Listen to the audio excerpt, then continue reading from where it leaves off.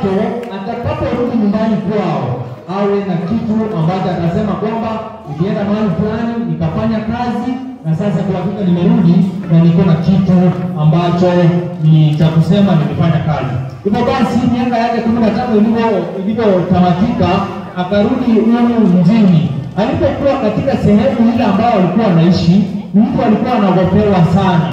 Mtu huyo alikuwa na familia, alikuwa anaishi peke yake.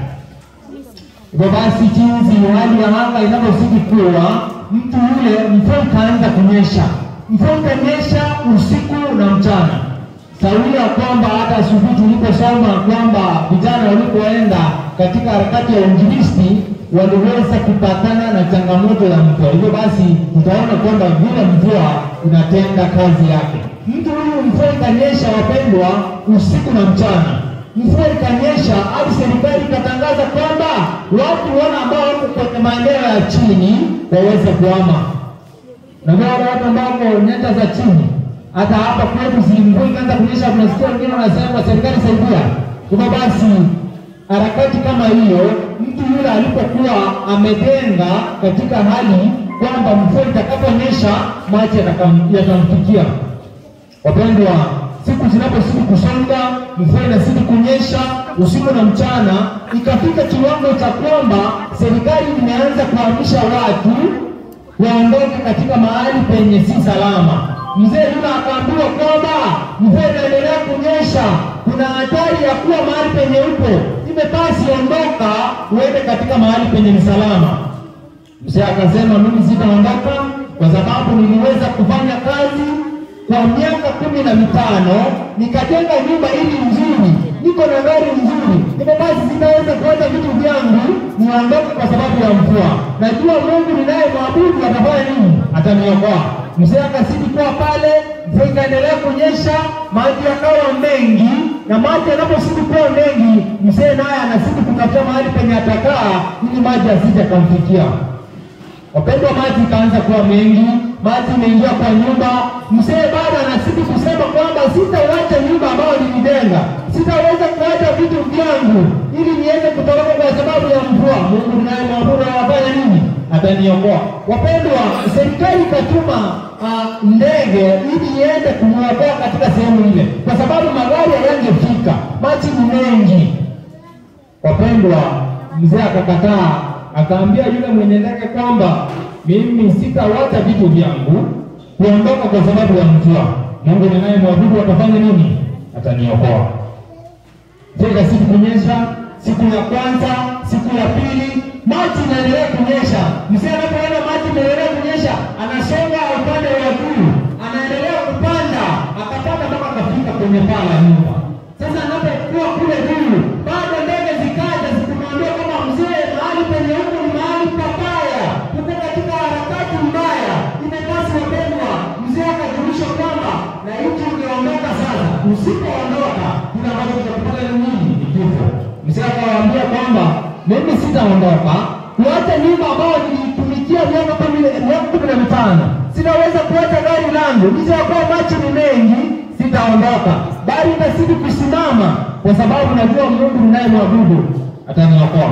Mzee akazidi kuomba, asidi kuomba kwamba Mungu amsaidie ili kwamba ationdoe katika hali hiyo. Wapendwa, siku zinapozidi kusonga, mvua inaendelea kunyesha, kwa hakika nyumba yake ikafunikwa. Mzee yule pia akafunikwa, akaangamia kwa kushikilia vitu vyake kwamba Mungu angemwokoa. Jinsi watu wanavyoamini kwamba mtu anapokufa anaenda wapi? Mtu anapokufa watu wanaamini anaenda wapi? Mbinguni. Watu wanaamini kwamba mtu akifa anaenda mbinguni. Hivyo basi mzee huyu alipofika mbinguni anamuuliza Mungu maswali kwamba nilikuwa na kuomba, nikakuomba usiku na mchana kwamba usiweze kuniacha niangamie, usiweze hata vitu vyangu vipotee. Mbona ukufanya hivyo? Mbona ukafanya hivyo? Mbona hukuniruhusu unipatie nafasi nyingine niweze kuishi? Mbona hukuniokoa kwa shida kama hizo? Mpendwa, Mungu akamjibu na kumwambia kwamba nilikutumia mtu akuje kukusaidia, nilikutumia msaidizi, lakini hukuweza kuitikia. Wapendwa, ni nini nataka tujifunze? Kwamba katika hali unayokaa, katika shida unazopitia, Mungu anaweza kuwa amemtuma mtu, lakini mtu huyu usimuone kuwa wa dhamana, mtu huyu usimuone kwamba kuwa mtu wa manufaa. Mtu huyu amekusaidia ili aweze kukuokoa na kukuweka katika hali nzuri. Wapendwa, usije ukadhani kwamba Mungu mwenyewe ndiye atakuja katika maisha yako akushike mkono na kukuondoa katika shida. Yawezekana kwamba yule ambaye unamdharau ndiye atakayekuja katika hali yako ngumu. Huyo ndiye atakayekuja na akusaidie ili akuondoe katika shida. Mwandishi fulani akasema kwamba vitu nilivyo navyo, mali nilio nayo si ya dhamana, lakini kila ambacho ni cha dhamana katika maisha yake ni kwamba Yesu Kristo akae ndani yake, amuongoze, amuelekeze, na zaidi ya yote amuogope kama mwokozi wa maisha yake. Hivyo basi mchana wa leo ni kwamba mimi pamoja nawe tusitegemee vitu vya dunia hii. Tusije tukajigamba na mali tulio nayo, tusije tukajigamba na magari ambayo tumenunua, tusije tukajigamba na mashamba ambayo tuko nayo, lakini tusimame katika misingi imara, tusimame katika Kristo ambaye ni mwamba. Ije ya kuwa shida zitakuwepo, Kristo atatuacha, atasimama pamoja nasi, atuongoze hadi tutakapotamatisha ulimwengu huu. Hebu na tuombe. Mfalme, nataka kwanza kukuuliza swali moja ambalo nataka mtu anijibu. Babake ama baba mkwe Moses, baba mkwe Musa alikuwa anaitwa nani? Enda father-in-law alikuwa anaitwa Chetro. Amepata ama atapata? Amepata. Moja kwa moja katika Biblia zetu, tuende katika kitabu cha Numbers. Nataka tuone hili jina Chetro inakuja aje, na je, huyu Chetro alikuwa na majina mangapi katika Biblia? Moja kwa moja katika kitabu cha Numbers chapter 10 ukianza verse 1 tutaona mambo fulani. Wapendwa, ndio waletea historia ya wana wa Israeli walipokuwa wanatoka katika nchi ya utumwa wanapoelekea katika nchi ya ahadi. Wapendwa, wana wa Israeli wakasafiri katika jangwa kwa siku kadhaa, lakini wanapokuwa katika siku zile ambazo wanasafiri wakiongozwa na wingu ambalo lilikuwa liko juu likiwaongoza, ambao Mungu alituma mwenyewe. Hivyo basi ni kwamba wanaposafiri, wanapokuwa katika hali hiyo, tunamwona Musa akiwaongoza wana wa Israeli katika harakati ya kuwa na uhuru mpaka wananung'unika.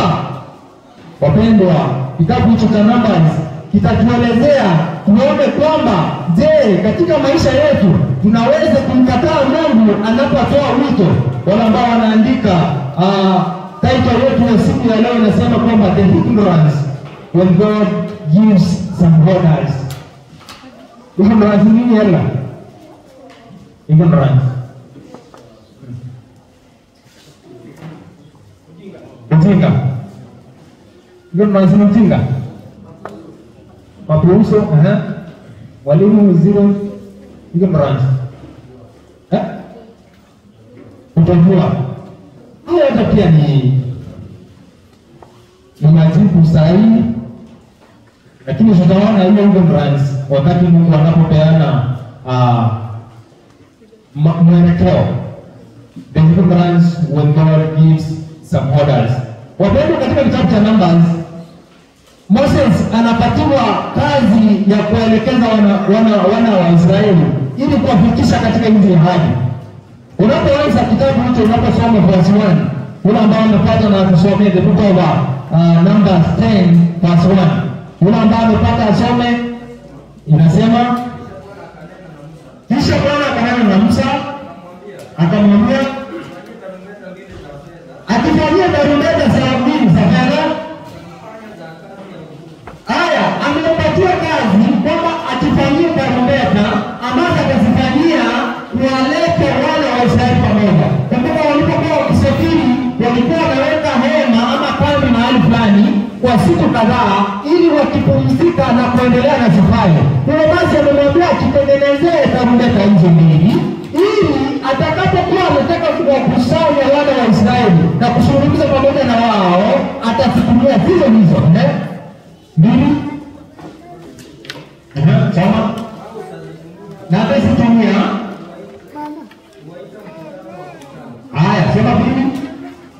2.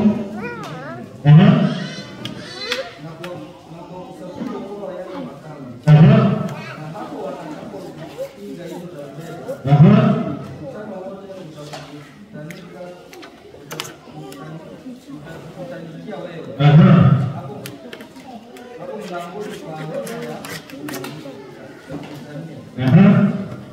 Asante sana.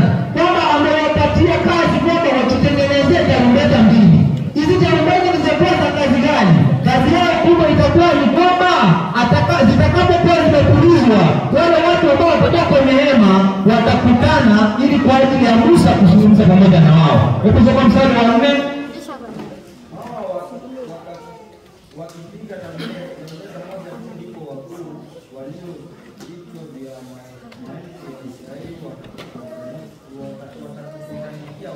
Asante sana. Kwamba atakapopiga tarumbeta ya kwanza, wao wote maelfu ya Waisraeli watafanya nini? Watakutana kwa ajili ya Musa. Kwa nini nikaleta jambo hili kwa wapendwa mchana wa leo? Ni kwamba inawezekana kwamba kuna vitu ambavyo Kristo anataka tujifanye ili kufanya kusudi lake kutendeka katika maisha yetu. Hivyo basi Musa anapopewa kazi hiyo, anapewa kazi ili awakusanye wale Waisraeli na kuwazungumzia jinsi yalivyo mapenzi ya Mungu. Msomaji tunapata kwa moja hadi mstari wa 10. Kama mstari wa 10. Niseme?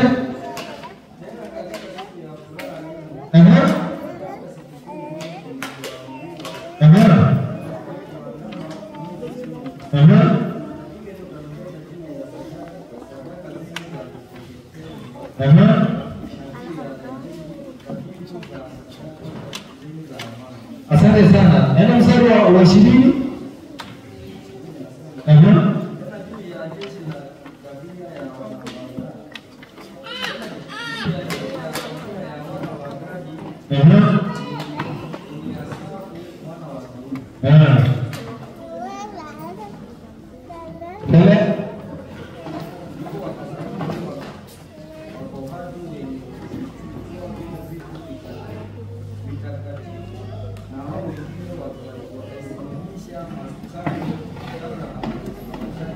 Asante sana. Kwamba katika safari hiyo walikuwa wanaendelea na kila ambacho tunajifunza hapa ni kwamba wanapoendelea na safari hii kuna sanduku la agano ambalo wanatembea nalo usiku na mchana. Wanapoenda, wanaposimama, wanaposafiri, kile kitu ambacho wanachokifanya walikuwa na sanduku la agano. Sanduku hili hawatembea nyuma, wanatembea pamoja nao. Na kwa kitu kingine hapo tunajifunza kwamba kuna wingu kubwa ambalo linawaongoza. Litakapokuwa limesimama, watakuwa wamesimama pia pale wakipumzika kwa muda fulani ili waweze kuendelea na safari. Wapendwa, wanapokuwa katika safari hiyo, tunamwona Musa akiwa na baba mkwe katika safari hiyo. Na sasa kuna kitu ambacho baba mkwe anakizungumza katika safari yao. Na kusema msemaji katika mstari wa 20 na 25. 26. Msemaji sema.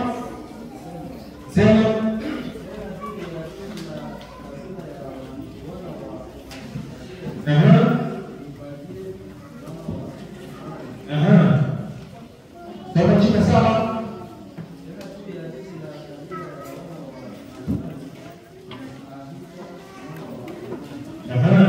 Soma 28.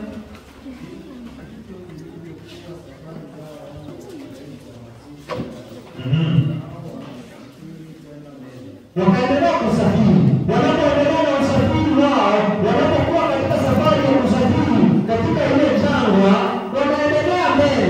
Wingu ndilo linalowaongoza. Wanazidi kufanya kulingana kule na agano ya Musa. Musa anapowaelekeza, kumbuka waliambiwa watengeneze tarumbeta. Hizi za kukusanya, kuacha pamoja ili wasikie jinsi Mungu anasema. Na wanapoendelea mbele, Musa anapowaongoza, wanaendelea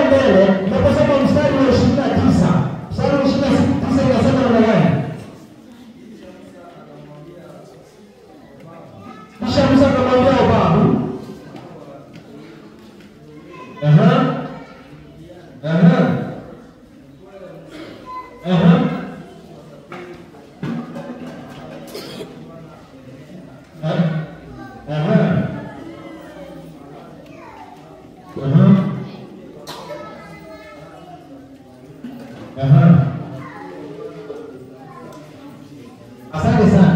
Mungu ametafuta mambo makubwa na mambo mazuri juu ya Israeli. Sasa Musa anamwambia mkwewe ambaye ni Yobabu katika sehemu hiyo ya Fungu la 29 anamwambia kwamba Mungu amenena, amesema kwamba sisi tutasafiri, tutaondoka mahali hapa, ndipo tuende mahali penye Mungu amekusudia.